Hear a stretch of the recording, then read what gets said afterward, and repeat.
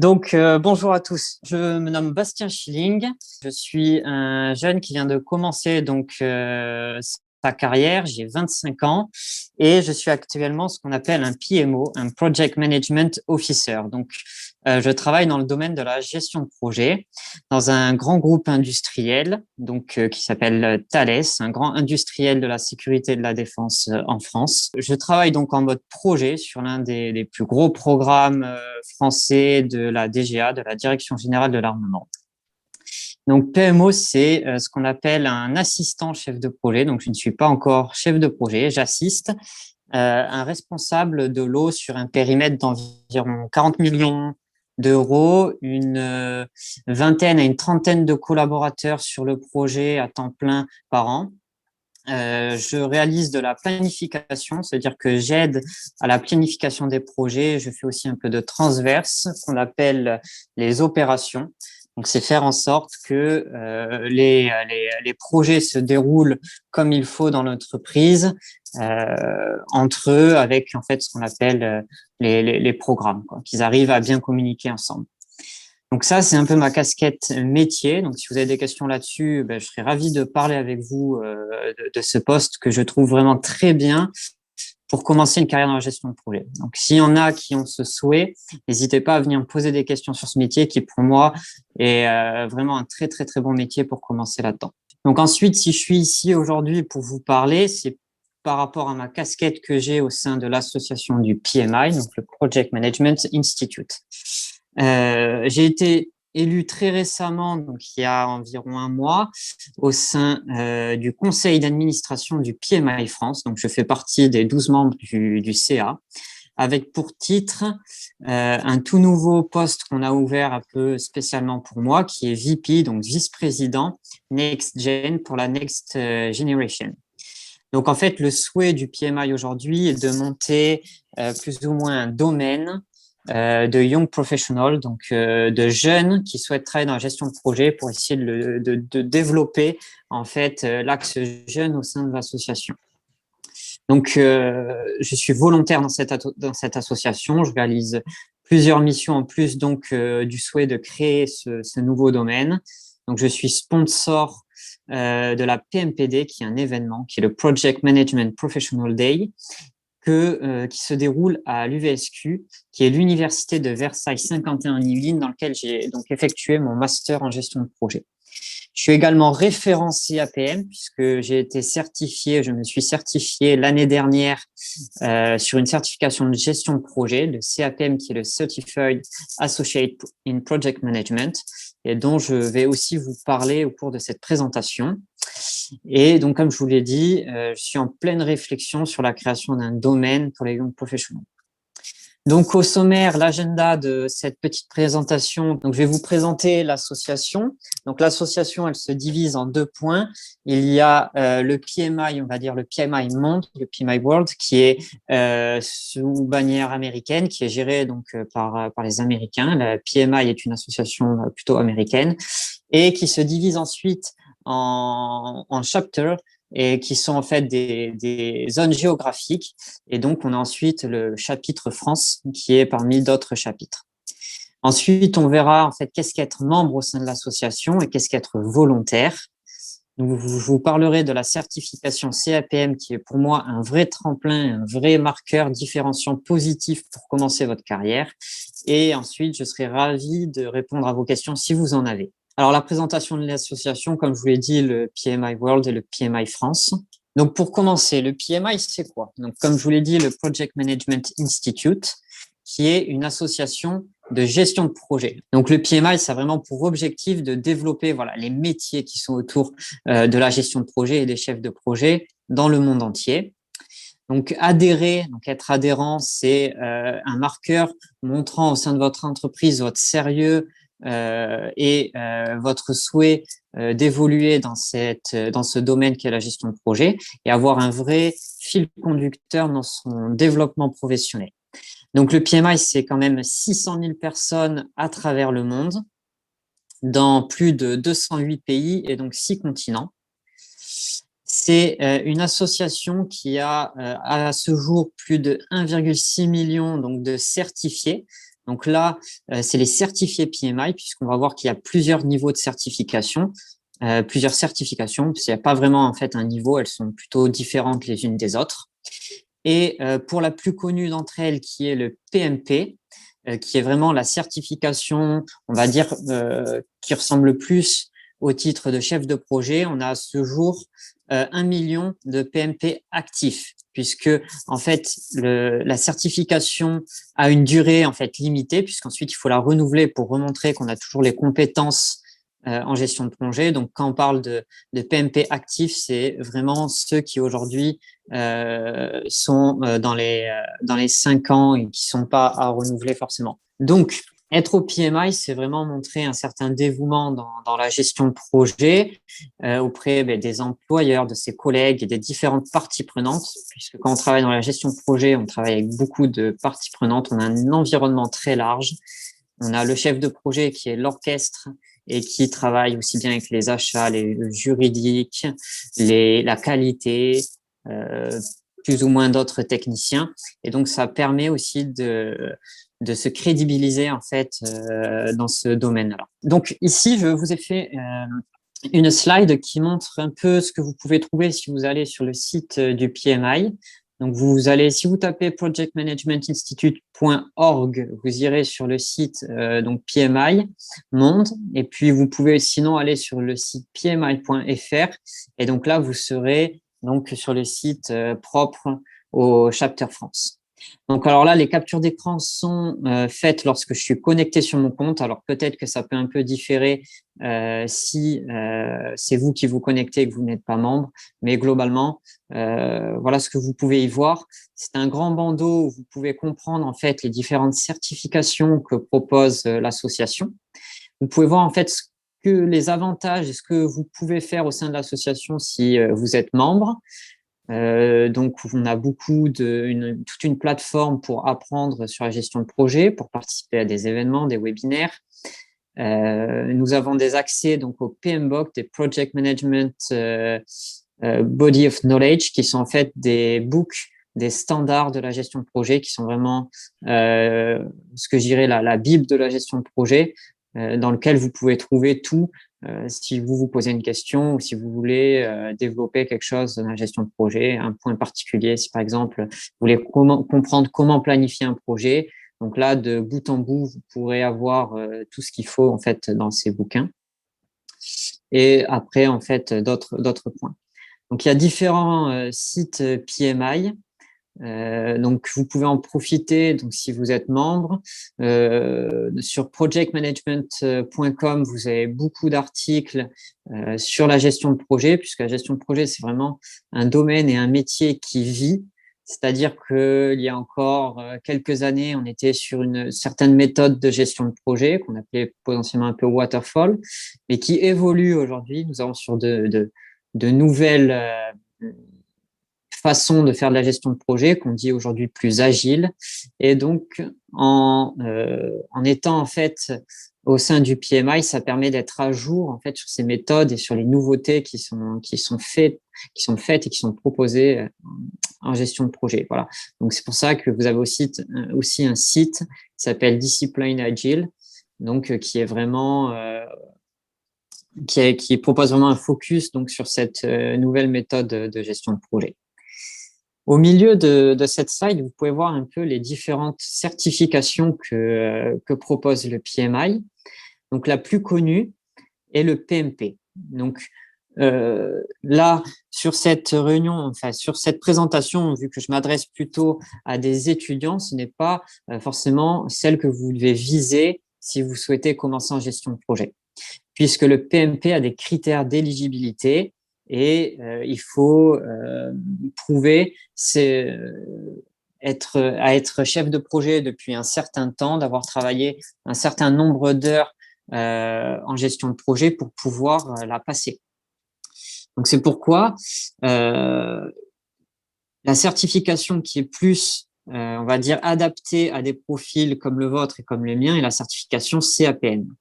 Donc, la certification CAPM, c'est un peu la première certification si vous souhaitez commencer dans la gestion de projet et avoir ce que j'appelle un critère de discrimination positive face aux entreprises pour lesquelles vous allez postuler et face donc aux concurrents que vous aurez sur le marché de l'emploi. Vous avez ensuite d'autres certifications qui sont plus spécialisées. Donc, si vous voulez être spécialisé plutôt sur le management de projet et des programmes, sur les portfolios, sinon sur des activités très spécifiques, par exemple les risques ou les plannings. Par exemple, moi aujourd'hui, j'ai vraiment une casquette dans mon métier de coach en planification. Donc, pour moi, ce serait potentiellement intéressant de m'intéresser à la PMI-SP, donc qui pourrait me montrer vraiment une forte crédibilité à avoir une spécialisation dans la gestion de projet en planification. Voilà, le PMI, sinon, c'est un accès à de nombreux articles pour ceux qui s'intéressent à être à jour dans le domaine. Vous pouvez avoir des templates sur la gestion de projet. Donc, par exemple, un template d'un PMP qui est en fait un document pour pouvoir se lancer un projet. Donc, ça peut vous donner des idées pour pouvoir monter en fait des projets, voilà. Et vous avez accès à une communauté active. Et donc là, vraiment, qui va permettre la création d'un premier réseau, ce qui est vraiment très important. Et c'est ce dont on va parler durant ce point, durant cette heure avec vous.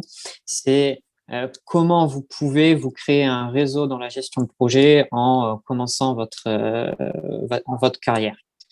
Donc, le PMI en France est découpé en plusieurs régions, comme vous pouvez le voir sur cette carte. Donc, moi, par exemple, je suis aujourd'hui en Île-de-France, donc je suis plutôt actif sur le périmètre Île-de-France quand il y a des événements ou des webinars ou des choses comme ça. Donc après, vous avez, pour vous, si vous êtes donc plutôt en région Rhône-Alpes, vous avez aussi une communauté encore très active dans cette région et dans laquelle vous pouvez participer à des webinars, à des événements sur place. Bon, c'est vrai que là, la période actuelle freine un peu les rencontres, mais ça permet en fait voilà, de se retrouver. Voilà. Hop, donc, je vois qu'il y a des questions qui commencent à arriver. Alors, la question de ces certifications, est-ce qu'elles sont reconnues par l'État? Alors, je laisse Bruno confirmer, mais non, pas à ma connaissance. Pas tout à fait. Le CAPM, non. Le PMP, oui. D'accord. Et si on est, ça rentre aujourd'hui dans la partie certifiante et diplômante. Oui, oui, cette partie-là est reconnue par l'État. D'accord. Et donc, pour la seconde question, qui est la question de Léa, est-ce qu'on peut rejoindre l'association en tant qu'étudiant? Je la garde pour plus tard puisque je vais avoir toute une présentation là-dessus. Et donc, j'y viendrai vraiment en détail sur ce point-là. Et donc, on va attaquer la deuxième partie de cette présentation qui est être membre et être volontaire. Donc, être membre, c'est vraiment faire partie de l'association, mais pour autant, pas forcément participer au développement de l'association. Donc, être membre, c'est avoir certains avantages et tirer bénéfice de l'association en échange d'une certaine contrepartie qu'on va voir, qui est une contrepartie financière. Donc, les bénéfices d'être membre, en fait, vous avez un accès, donc comme vous avez pu le voir tout à l'heure, à des ateliers, à des webinars, à des événements, à plein de vidéos et qui vous permettent en fait de vous tenir à jour dans la gestion de projet et aussi d'avoir des PDU. Donc, en fait, des PDU, c'est lorsqu'on se certifie en gestion de projet par le PMI, par exemple le CAPM comme moi. Pour renouveler son CAPM, on a deux solutions. Soit on déclare 15 PDU dans les, je crois, 3 ou 5 ans. Je crois que c'est 5 ans pour le CAPM. Et en fait, on peut renouveler le PMI sans repasser de test. Ou sinon, on ne déclare aucun PDU dans les 5 ans. Mais si on veut se renouveler sa certification CAPM, alors il faudra repasser un test qui est un test qui dure environ 3 heures avec des questions à choix multiples. Alors, je crois de souvenir, il y en a à peu près 150. On va voir ça dans les planches plus tard. Et donc, en fait, être actif et être membre au sein de l'association, ça permet d'accéder en fait à ces contenus qui permettent de déclarer des PDU et de pouvoir en fait renouveler plus facilement ces certifications. Être membre, c'est avoir un accès à un réseau. Et ça, c'est vraiment important et c'est aussi le sujet de cette présentation, c'est le networking. Ça permet d'avoir en fait avoir un réseau. Le PMI France, c'est 5000 membres tout de même. Donc, ce qui n'est vraiment pas rien, c'est pas négligeable. C'est 50 spécialistes en gestion de projet, de personnes qui ont une passion pour la gestion de projet, que ça aille de la d'être chef de projet ou chef de programme ou comme moi, assistant chef de projet PMO. Et ça permet en fait de faire des connaissances et de nouer des relations et potentiellement en tirer bénéfice puisque on va pas se mentir, le but est tout de même de se créer un réseau, de pouvoir le garder et d'avoir ce qu'on appelle en fait une base arrière. C'est une base sur laquelle on peut compter lorsque par exemple on veut changer de métier, on veut changer d'entreprise. Et bien là on peut essayer d'appeler sa base arrière les connaissances qu'on a en dehors de son entreprise pour pouvoir essayer d'en tirer parti, d'en tirer bénéfice. Voilà. Donc ensuite, être membre, ça permet d'avoir un accès gratuit, comme je vous l'ai dit, à tout ce qui est template, conseils et webinars, et d'avoir un accès gratuit que je trouve assez important à tous les standards de la gestion de projet du PMI, qui sont nombreux et qui sont normalement payants. Donc ce sont des gros books of knowledge en fait, qui font, par exemple, le PMBOK, c'est comme je vous le disais, la Bible de la gestion de projet qui doit faire environ 650 pages et que vous pouvez avoir dans toutes les langues. Et être membre du PMI, c'est l'avoir en accès gratuit PDF. Sinon, de souvenir, le prix en bouquin papier est d'environ 90 $. Et vous avez accès à d'autres Book of Knowledge qui sont plus spécialisés, donc comme par exemple un Book of Knowledge que sur les risques, que sur les plannings, ou sinon spécialisé en gestion de projet, BTP. Enfin voilà, il y a tout un tas de Book of Knowledge. Et ensuite, être membre, c'est aussi bénéficier de réduction sur le coût de renouvellement des certifications, puisque se certifier, c'est tout de même payant, c'est un coût. Et donc, là, vous pouvez avoir une réduction sur le passage de la certification. La planche suivante, voilà, ça vous montre en une slide un peu quels sont les thèmes de tous ces standards que propose donc le PMI. Donc, on peut voir le plus gros, c'est le PMBOK, qui est vraiment la Bible. Et ensuite, vous pouvez avoir des standards un peu plus petits et qui, eux, sont spécialisés dans un domaine de la gestion de projet. Et donc, actuellement, là, on est sur la 6e édition et nous attendons donc pour août, normalement, pour début août, la 7e version du PMBOK et qui sera résolument tournée, en fait, sur les méthodes agiles. Donc, le PMI est vraiment une association qui est à jour en gestion de projet et donc qui a vraiment pour objectif d'être sur la tendance agile en fait en gestion de projet. Voilà. Donc, comment devenir membre? Alors là, c'était la question de Léa, si je me souviens bien. Donc oui, vous pouvez être membre du PMI en étant étudiant et même c'est un avantage puisque vous pouvez avoir une réduction. C'est moins cher que d'être membre si vous étiez non étudiant. Donc, par exemple, si vous étiez en CDI ou comme moi. Donc l'adhésion au PMI, elle se fait en fait en 2 temps. Il y a d'abord l'adhésion au PMI Monde, qui est, donc j'ai dû l'écrire, qui est de 32 $. Donc d'abord, il faut être membre du PMI Monde pour ensuite être membre du PMI France. Donc en adhésion étudiante, le prix pour être membre du PMI, c'est 32 $, plus 10 $ pour être pour adhérer au PMI France. Donc 42 $ par an en étant étudiant. Sachant que si, par exemple, vous êtes sur votre dernière année d'études, si vous êtes là, par exemple, en Master 2, que l'année prochaine, vous êtes en CDI, vous pourrez tout de même renouveler une fois au prix du statut étudiant.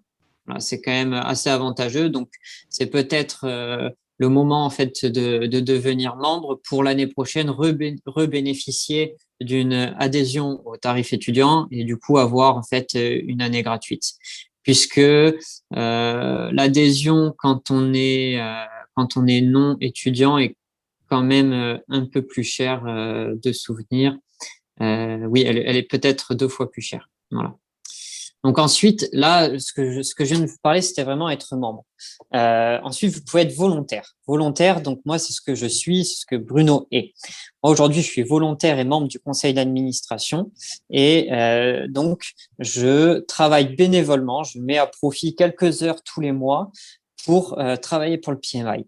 Alors, je fais pas ça réellement gratuitement, c'est du bénévolat. On est bien sûr pas rémunéré pour ça, mais par contre, on y voit forcément un avantage et des gains. On appelle ça des contreparties win-win, hein. Donc, moi, j'y vois un intérêt. Donc, si vous êtes membre à jour de vos cotisations, vous pouvez être volontaire. Et être volontaire, c'est vraiment un booster pour développer son réseau professionnel, puisqu'en fait, vous êtes bénévole avec d'autres membres du PMI qui eux-mêmes travaillent dans des entreprises différentes de la vôtre, qui ont parfois des statuts très importants et qui, du coup, vous voient travailler, vous nouez des relations et ça peut donc être un booster pour plus tard, si vous souhaitez en fait évoluer. Voilà. C'est un deuxième avantage pour moi, c'est que ça vous permet d'apprendre des choses que vous faites pas forcément aujourd'hui sur votre métier. Typiquement, je fais vraiment beaucoup de gestion de projet, mais de façon assez, en étant vraiment un bras droit à un chef de projet. Aujourd'hui, au sein du PMI, on me laisse la chance de faire mes preuves, en fait, vraiment plutôt en tant que chef de projet, en prenant la tête potentiellement et la création d'un domaine next-gen. Donc là, ça pourra complètement me permettre de développer mes compétences de leadership, des soft skills nécessaires en fait en gestion de projet pour à terme passer chef de projet. Donc, lorsque je peux avoir un entretien annuel avec ma RH au sein de mon entreprise, ça peut être un élément en lui disant, voilà, moi aujourd'hui, je suis prêt à devenir chef de projet, j'en ai les compétences, je les ai développées et il y a moins de risques en fait qui est tout simplement un loupé, quoi. Donc cette slide, c'est celle que je trouve peut-être la plus importante. C'est mon retour d'expérience en fait sur la plus-value d'être au PMI et au PMI France. Alors qu'est-ce que ça m'a apporté moi finalement de rentrer dans cette association? C'est plusieurs boosters. Alors moi, je vais vous montrer, alors c'est très rapide, mais d'un fil rouge, mon parcours depuis que je suis en Master 2, depuis que j'avais commencé mon Master 2. Donc au début de mon Master 2 en gestion de projet à l'IAE de Versailles, donc en février 2019, cette université avait un partenariat avec le PMI et donc avait une personne qui travaillait avec le chef de master, le chef de mon master en gestion de projet. Donc cette personne s'appelait Jean Rocoulier, qui était aussi accompagné par Mounir Soudani. Donc Jean Rocoulier, qui était à l'époque au sein de la société Thales comme moi, qui avait à peu près le même poste qu'il a aujourd'hui chez Safran, donc qui était d'être directeur du digital learning pour la Safran University. Donc Safran, le développement en fait du learning et la formation chez Safran pour la France et même peut-être pour le monde. Et Mounir Soudani, qui est aujourd'hui directeur en fait de la cybersécu chez Deloitte France. Et donc, ils ont été mes sponsors pour réaliser au sein donc de l'université un événement qu'on appelle la PMPD, la Project Management Professional Day, qui est un événement où en fait on crée tout un événement avec les étudiants pour leur proposer des conférences, des webinaires, un serious game en gestion de projet. Donc moi j'étais côté étudiant en tant que chef de projet étudiant pour monter cet événement, avec pour partenaires et sponsors en fait Monsieur Houlier et Monsieur Soudani qui étaient eux directement donc au sein du PMI. Et donc, par ce biais, j'ai noué des relations. Ça a vraiment été un booster de réseau, de networking. J'ai noué des relations avec eux. Ils ont fortement apprécié le travail qui a été réalisé. Moi-même, j'ai apprécié travailler avec eux au sein du PMI, même si je ne l'étais pas vraiment. Ça m'a donné, on va dire, un avant-goût. Et ça a été un peu la première porte d'entrée. Donc, à la fin de mon master, j'avais vu encore avec Monsieur Houlier, je me suis lancé pour entrer au sein de la famille PMI France et j'ai commencé à ce moment-là à participer à quelques événements et à quelques webinaires. Et par la suite, donc j'ai noué tout un réseau avec plusieurs personnes qui m'ont permis en fait d'y voir un peu plus clair moi dans mes perspectives d'évolution et dans comment je voulais évoluer en gestion de projet. Et j'ai commencé donc à prendre quelques projets en tant que volontaire au sein du PMI. Et je suis moi-même, par exemple, devenu le sponsor de la PMPD au sein de l'université pour laquelle j'étais auparavant. Donc, ce coup-ci, c'était à moi, en fait, d'être un peu le sponsor des étudiants qui avaient été à ma place, pour lequel j'étais à leur place un an auparavant. En même temps que je suis rentré au sein du PMI, donc c'est à ce moment-là que je suis rentré au sein de la société Thales en management de projet, donc en tant que PMO. Donc là, il n'y avait pas forcément de lien en fait avec Jean Roch qui était précédemment Thales, puisque moi j'étais moi-même apprenti chez Thales à ce moment-là. Mais disons que c'est certain que Thales y a vu quand même un avantage et m'a proposé très rapidement une promesse d'embauche au sein de leur entité. En mars 2020, j'ai donc obtenu la certification CAPM, donc qui a été vraiment un booster en fait pour mieux appréhender la gestion de projet, pour avoir une vue d'ensemble de ce qu'était la gestion de projet, puisque c'est un domaine très large.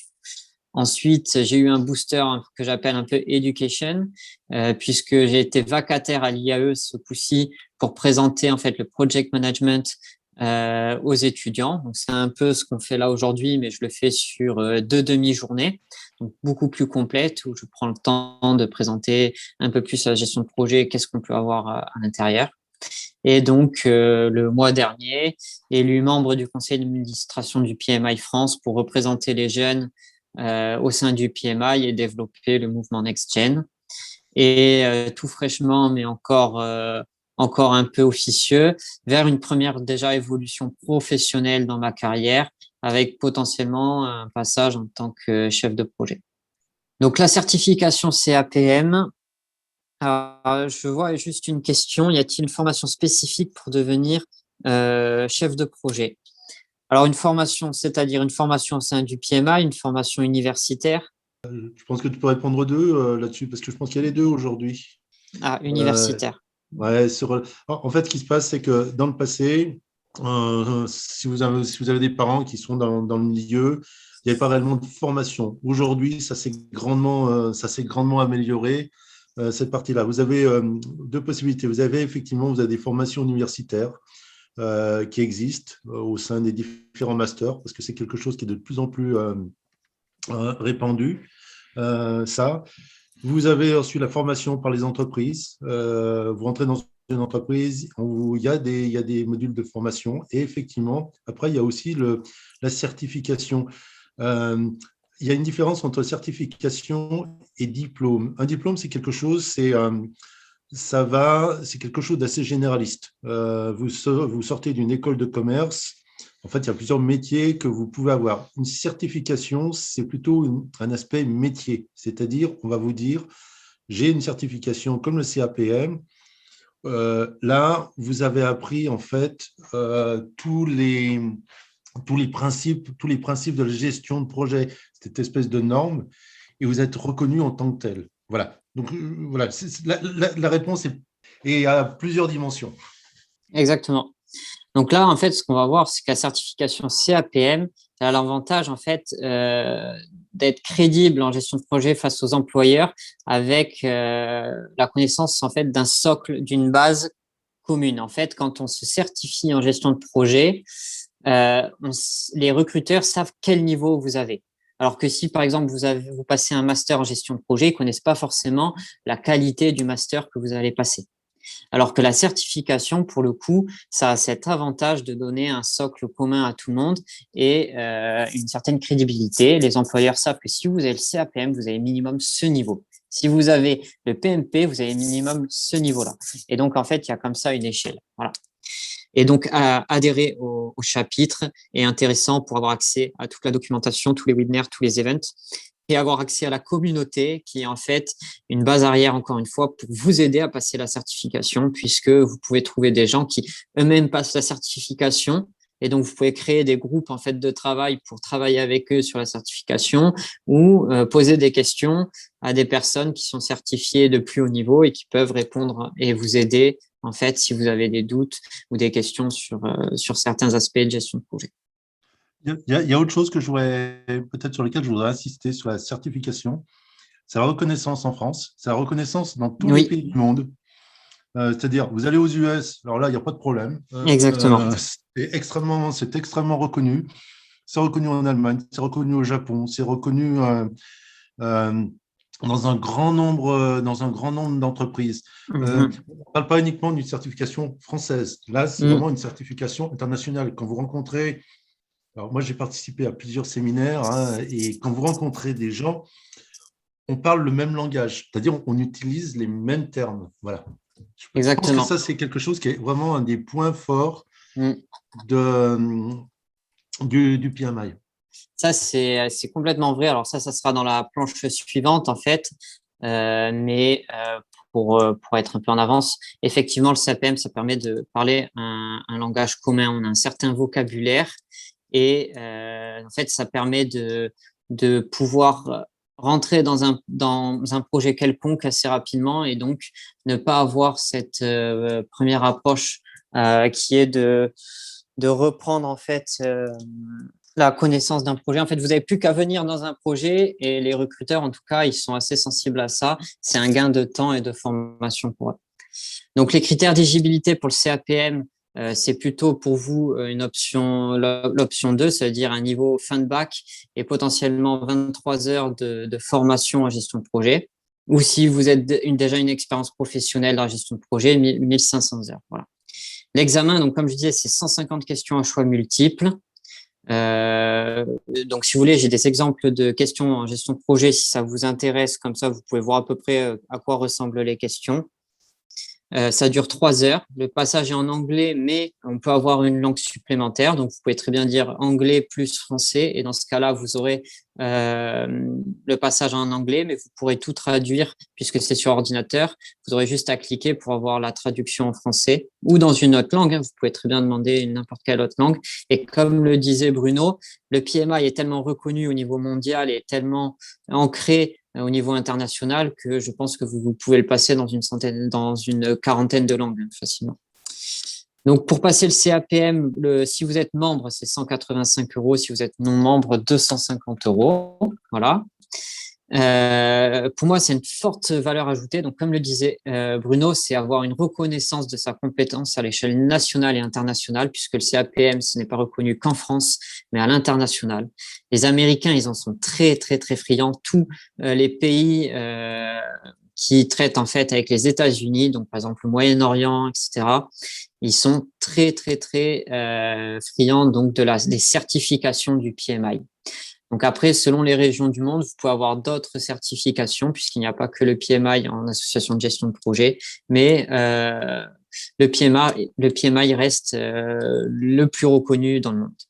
Donc ça permet de se différencier. Donc comme je vous le disais en début de présentation, c'est pour moi un différenciant positif face à d'autres concurrents.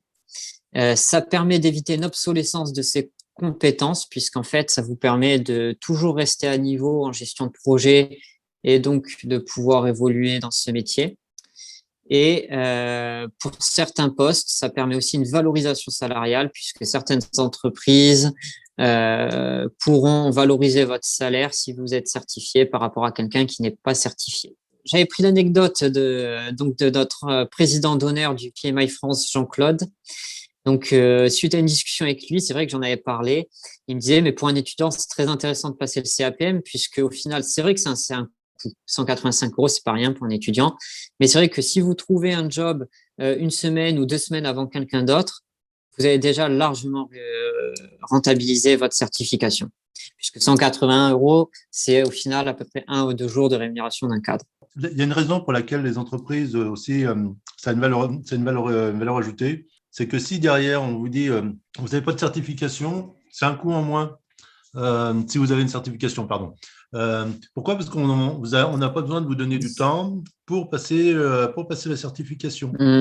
Voilà. Oui, exactement. Et donc, comme le disait Bruno, aujourd'hui, la certification, c'est apprécié par beaucoup d'entreprises. Et là, j'ai pris des exemples de LinkedIn. J'avais tapé CAPM en mots-clés dans les emplois. Et vous pouvez voir que le mot certification, que ce soit PMP ou CAPM, revient en fait pour de nombreux jobs. Ce sont des atouts. Donc, comme je vous le disais, c'est un facteur discriminant positif. Donc là, rapidement, si vous souhaitez en fait passer le certification CAPM, sachez que vous allez travailler sur tous les aspects de la gestion de projet et tous les domaines de la gestion de projet.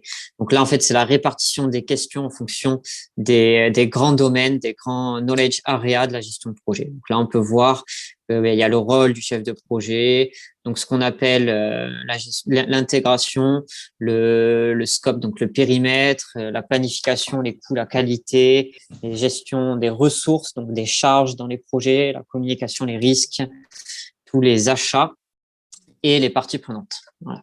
Donc là, je vous en ai un peu parlé avant. Donc, si vous passez une certification CAPM pour vous renouveler, vous pourrez en fait déclarer des PDU si vous participez à des webinaires, des événements, si vous êtes volontaire au sein du PMI, et donc qui permet d'éviter d'avoir à repasser l'examen avec les questions à choix multiples. Donc là, je vous ai mis une petite slide pour vous montrer à quoi ressemblera le prochain PMBOK édition 7 qui va sortir et qui passe sur en fait un contexte beaucoup plus agile, sur une approche beaucoup plus agile de la gestion de projet, c'est-à-dire par itération.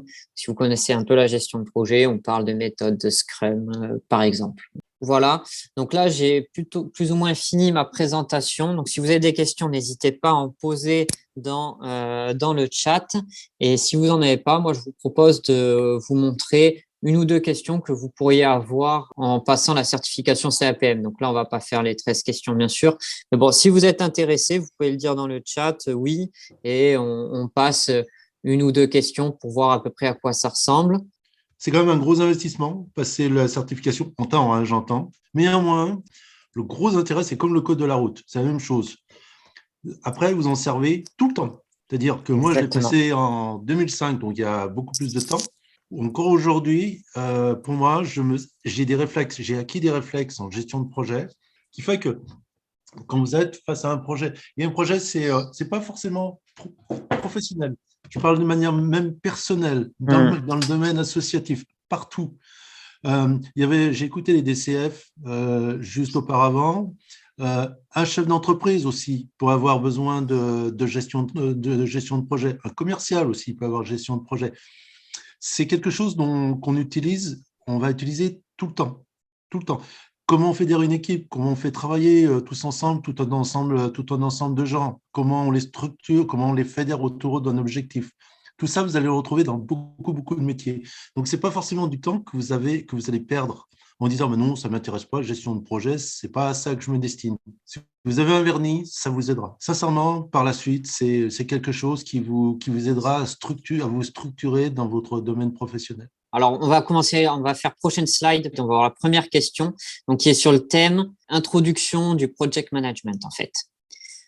Donc, je vous laisse la lire et je vous laisse réfléchir si vous voulez. Et si quelqu'un veut y répondre dans le chat, à proposer une réponse, eh bien, c'est la 3, si je me souviens bien. Oui, je pense. Allons voir, c'est la 3, effectivement.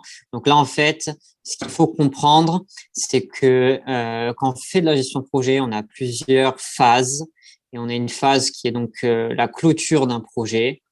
Et avant de commencer un nouveau projet et avant de commencer à réfléchir au nouveau projet, clôturons déjà correctement tout le projet en cours, en fait. Voilà. Voilà, la certification, ça permet vraiment de mettre un cadre à la gestion de projet et de commencer un peu à bien comprendre comment fonctionne un projet et quels sont les différents cycles de vie d'un projet. Donc là, on était vraiment sur cette question, sur le début, l'initialisation en fait, et la planification d'un projet. Donc la réponse, la 4, voilà exactement, c'est bien celle-ci. Donc voilà, avant de commencer, quand on rédige une charte de projet, on est encore assez macro dans les éléments qu'on aborde. Et donc à ce moment-là, on peut proposer des exigences, mais toujours quand même de haut niveau, qu'elles soient techniques ou non techniques. Tout comme les projets, on parle plutôt de risques globaux avant d'avoir des risques un peu plus précis, les objectifs et critères. Voilà. Le rôle du chef de projet. si les conflits ainsi que les désaccords deviennent un facteur négatif pour l'équipe, qui sera à l'origine de la résolution? Alors, typiquement, j'ai mis cette question puisque elle est, ça peut être un peu fourbe, ça peut dépendre un peu, vous, de votre façon d'être et de votre façon d'agir dans le monde du travail. Alors voilà, moi, je sais que dans le master dans lequel je présente, beaucoup me disent 1. Alors là, dans ce quiz-là, la bonne réponse était la 4, mais effectivement, la 1 pourrait s'entendre. D'abord, les membres commencent par essayer de s'entendre entre eux, de régler leurs problèmes entre eux. Mais en fait, il faut savoir que le chef de projet, voilà, il a un rôle, c'est quand même de trancher selon une décision. Donc, s'il y a des conflits, en fait, des désaccords, à ce moment-là, si quelqu'un doit trancher sur le désaccord, ça sera le chef de projet. Donc, la bonne réponse, si on va en slide suivante, ce sera la 3, ce sera le chef de projet. Et le 4, j'ai vu que quelqu'un a mis les managers métiers. Alors non, ça ne sera pas les managers métiers, parce que là, pour le coup, on parle vraiment, ça va être un conflit, un désaccord entre deux personnes d'une équipe et pour un projet. Là, le manager métier, il n'intervient vraiment pas dans ce domaine-là. La question 4. Alors, l'intégration, en fait, c'est un domaine qui concatène l'ensemble des autres domaines. Donc, en fait, c'est la concaténation du thème, du périmètre, de la planification des coûts, de la qualité, etc. C'est bien ça, c'est livrable accepté. Ouais. Donc, c'est bien celle-ci. Donc, voilà, ça vous donne globalement une petite idée des questions qui peuvent être posées. Alors, s'il y en a qui sont intéressés, qui n'hésitent pas à venir vers moi s'ils veulent des informations un peu supplémentaires. Bien, bon, très bien. Eh écoutez, j'espère que j'ai été clair. J'espère que cette présentation vous a intéressé, vous a plu, vous a donné envie, en tout cas, de développer votre réseau. Après, intégrer une association professionnelle, c'est un choix propre à tout le monde. Mais en tout cas, j'espère vraiment que ça a pu vous donner des idées sur comment développer son réseau et l'avantage que ça a en fait dans une association. Donc, encore une fois, si vous avez des questions, n'hésitez pas à rentrer en contact avec moi et je ferai du mieux que possible pour essayer d'y répondre. Et du coup, je vous souhaite à tous une bonne fin de journée, un bon week-end et une bonne continuation.